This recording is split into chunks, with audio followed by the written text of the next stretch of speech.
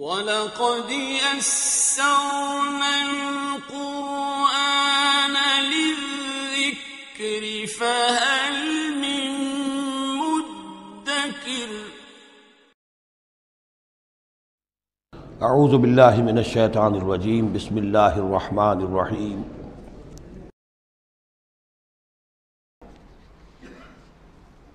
اس کے بعد ایک عظیم آیت آ رہی ہے اس سورہ مبارکہ، بلکہ اس پورے گروپ کے حوالے سے جو میں نے عرض کیا تھا پل صراط کا ایک نقشہ آیا ہے، وہاں اس کی ایک جھلک یہاں بھی دکھائی گئی ہے۔ جو سورہ حدید میں تھا وہ یہاں ہے، یہاں اختصار کے ساتھ یا ایھا الذین آمنوا توبوا الی اللہ توبۃ نصوحا، اہل ایمان توبہ کرو اللہ کی جناب میں بڑے خلوص کے ساتھ، اخلاص کے ساتھ۔ اس توبہ کو یہی نہ سمجھیے کہ خدا نخواستہ کوئی شراب پیتا ہے بس اس سے توبہ کر لی، ٹھیک ہے یہ بھی توبہ ہے۔ کوئی رشوت لیتا ہے، رشوت سے توبہ کر لی، یہ بھی توبہ۔ سب سے بڑی توبہ یہ تم جا کدھر رہے ہو، دنیا کی طرف یا آخرت کی طرف؟ کس کے نقش قدم کی پیروی کر رہے ہو، محمد کی صلی اللہ علیہ وسلم یا کسی اور کی؟ زندگی کا رخ کیا ہے؟ پلٹو، لوٹو اللہ کی طرف، آخرت کی طرف۔ جو آپ پڑھ چکے ہیں سورہ زاریات، ففروا الی اللہ، دوڑو اللہ کی طرف، لپکو اللہ کی طرف۔ کدھر جا رہے ہو؟ فأین تذهبون، کدھر جا رہے ہو؟ یا ایھا الذین آمنوا توبوا الی اللہ توبۃ نصوحا۔ غفلت میں زندگی گزر گئی، اب بھی جب تک کہ موت کے آثار شروع نہیں ہوتے، چاہے کتنا بڑھاپا آ گیا، موقع ہے۔ فرائض دینی کو سمجھو کہ وہ کیا ہے، ان کو ادا کرنے کے لیے کمر کسو۔ فرائض دینی صرف نماز و روزہ ہی نہیں ہے، فرائض دینی باطل کے غلبے کے تحت اگر تم زندگی گزار رہے ہو تو اس کے خلاف بغاوت، اس کے لیے جد و جہد۔ یہ نہیں کہ بس کھڑے ہو نعرہ مارو اور کوئی آپ کے اوپر گولیاں چلیں اور ختم، تیاری کرو اس کے لیے۔ جماعتی زندگی ہو، ان کی تربیت ہو۔ 12 برس تک مکے میں جو کرتے رہے محمد رسول اللہ صلی اللہ علیہ وسلم، اس کا کوئی عکس ہو۔ وہ کیفیت تو پیدا نہیں ہو سکتی، یہ رتبہ بلند ملا جس کو مل گیا، کوئی عکس اس کا 1000 میں ایک درجے میں کچھ تو ہو۔ یہ پیدا کرو، تیاری کرو، سمجھو منہج انقلاب نبوی کیا تھا۔ توبوا الی اللہ توبۃ نصوحا، خالص توبہ، پاک توبہ۔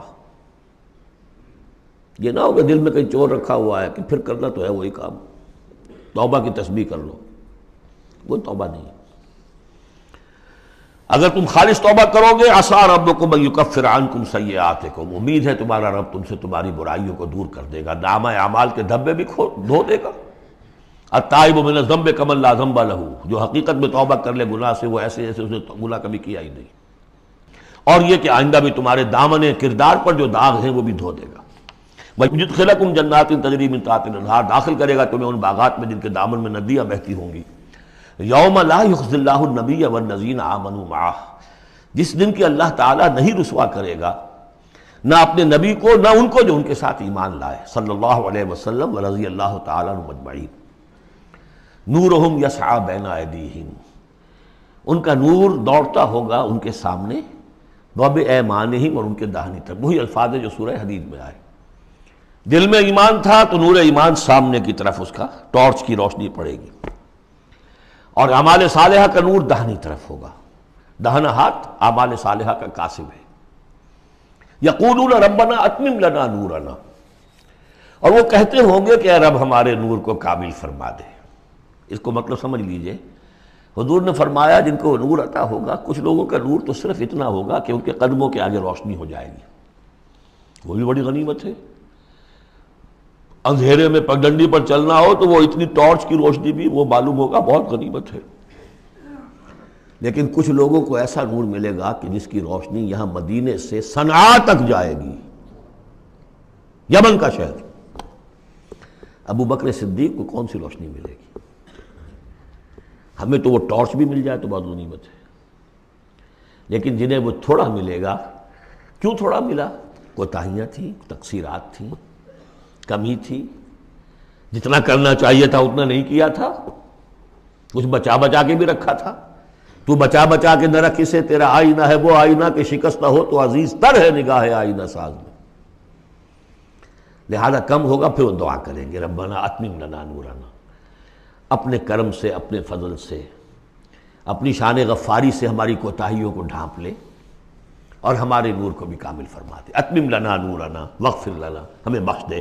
انک علی کل شیء قدیر، یقیناً اے اللہ تو ہر شے پر قادر ہے، تیرا ہاتھ کون روک سکتا ہے.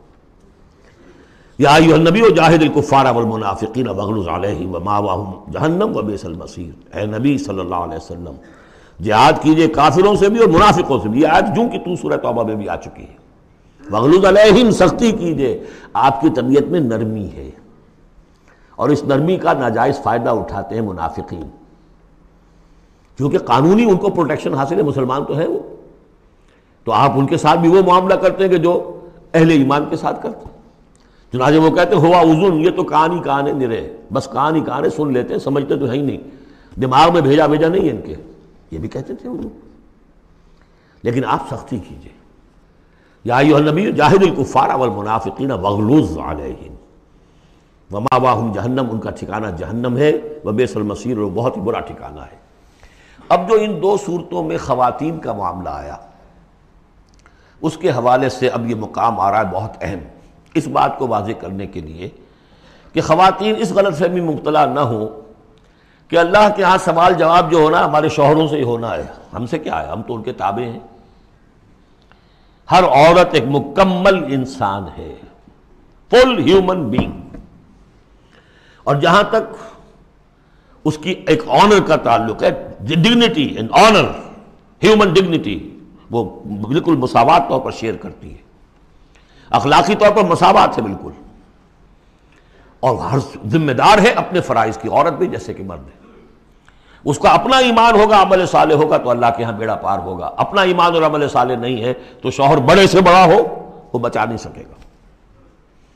یہ حقیقت کو واضح کرنے کے لیے 3 خواتین بلکہ 4 خواتین کی مثال یہاں آئی ہے. ضرب اللہ مثلا للذین کفروا امرأۃ نوح وامرأۃ لوط. اللہ تعالیٰ نے مثال بیان کی ہے کافروں کے لیے نوح کی بیوی اور لوط کی بیوی کی. کانتا تحت عبدین من عبادنا صالحین، وہ دونوں تھیں ہمارے 2 بہت صالح بندوں کے تحت، ان کے نکاح میں تھیں. فخانتاہما، تو انہوں نے ان سے خیانت کی. فلم یغنیا عنہما من اللہ شیئا، تو نہ بچا سکا انہیں ان کا شوہر، ان کے دونوں شوہر جو ہیں نہ بچا سکے اپنی دونوں بیویوں کو کچھ بھی. بیوی بھی غرق ہوئی، حضرت نوح علیہ السلام کی وہ بیوی، اور حضرت لوط کی وہ بیوی بھی اسی طریقے سے جو پتھراؤ ہوا اسی میں ہلاک ہوئی. تو نہ یہاں وہ بچا سکے شوہر. وقیل ادخلوا النار مع الداخلین، اور کہہ دیا جائے گا داخل ہو جاؤ جہنم میں داخل ہونے والوں کے ساتھ، کوئی شوہر تمہیں نہیں بچا سکتا، چاہے وہ نوح اور لوط ہوں. لوط تو خیر اولو العزم من الرسل میں ان کا شمار عام طور پر نہیں ہوتا، حضرت نوح تو بہت اولو العزم، 950 برس جنہوں نے دعوت دی. اسی لیے حضور اپنے گھر کی خواتین کو جمع کر کے پھر کہا فرمایا کرتے تھے یا فاطمہ بنت محمد انقذی نفسک من النار فانی لا املک لک من اللہ شیئا، یا صفیۃ عمۃ رسول اللہ انقذی نفسک من النار فانی لا املک لک من اللہ شیئا. اے فاطمہ محمد کی نور چشم، لخت جگر، اپنے آپ کو آگ سے نکالو، بچاؤ، مجھے کوئی اختیار حاصل نہیں ہوگا تمہارے بارے میں اللہ کے ہاں. اے صفیہ، اللہ کے رسول کی پھوپھی، اپنے آپ کو آگ سے بچاؤ، اس لیے کہ مجھے کوئی اختیار حاصل نہیں ہوگا. ضرب اللہ مثلا للذین کفروا امرأۃ نوح وامرأۃ لوط کانتا تحت عبدین من عبادنا صالحین فخانتاہما فلم یغنیا عنہما من اللہ شیئا وقیل ادخلوا النار مع الداخلین. یہ میں بیان کر چکا ہوں ایک دفعہ پہلے بھی کہ اہل تشیع کا خیال یہ ہے کہ یہ زانیہ تھیں دونوں بیوییں. اہل سنت اس کو تسلیم نہیں کرتے. خیانت صرف اسی معاملے میں نہیں ہوتی، خیانت رازداری میں سب سے بڑی خیانت ہے کہ جو راز ہوتے تھے یہ وہ اپنے دشمن، جو حضور انبیاء کے رسولوں کے دشمن تھے، اپنی قوم کے لوگوں کو ان کے راز پہنچا دیتی تھی. یہ خیانت تھی. اس لیے کہ سورہ نساء میں جو آیا ہے فالصالحات قانتات حافظات للغیب، غیب کے اندر حفاظت کرنا پوری. ظاہر بات ہے کہ بیوی سے زیادہ بڑھ کر تو کوئی نہیں ہوتا کہ جو شوہر کی باتوں سے واقف ہو. تو یہ خیانت ہے اہل سنت کے نزدیک ہو. لیکن بہرحال نتیجہ یہی ہے کہ وہ پھر جہنمی ہے، اور صرف نبی کی بیوی ہونے کے ناطے سے انہیں چھٹکارا نہیں مل جائے گا. وضرب اللہ مثلا للذین آمنوا امرأۃ فرعون، اور اہل ایمان خواتین کے لیے اللہ تعالیٰ نے مثال بیان کی ہے فرعون کی بیوی کی، آسیہ ان کا نام تھا. اذ قالت رب ابن لی عندک بیتا فی الجنہ. اب اس ایک جملے میں ان کی پوری ذہنی اور نفسیاتی کیفیت سامنے آ رہی ہے. جبکہ اس اللہ کی بندی نے کہا پروردگار میرے لیے تو جنت میں اپنے پاس ایک مکان بنا لے. وَنَجِّنِي مِن فِرْعَوْنَ وَعَمَلِهِ، مجھے نجات دے اس فرعون سے بھی اور اس کے عمل سے بھی. وَنَجِّنِي مِنَ الْقَوْمِ الظَّالِمِينَ، اور اللہ جلد از جلد مجھے نجات دے ان ظالموں کی قوم سے. یعنی موت کی آرزو کر رہی ہیں.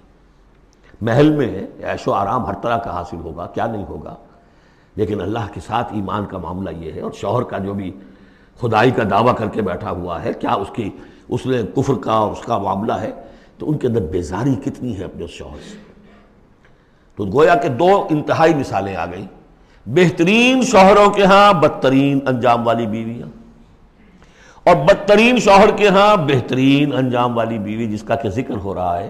اور سب سے اونچی جو خواتین ہوں گی حضرت مریم، حضرت آسیہ، حضرت خدیجہ، حضرت عائشہ، حضرت فاطمہ، یہ یوں سمجھیے چوٹی کی خواتین ہوں گی قیامت میں.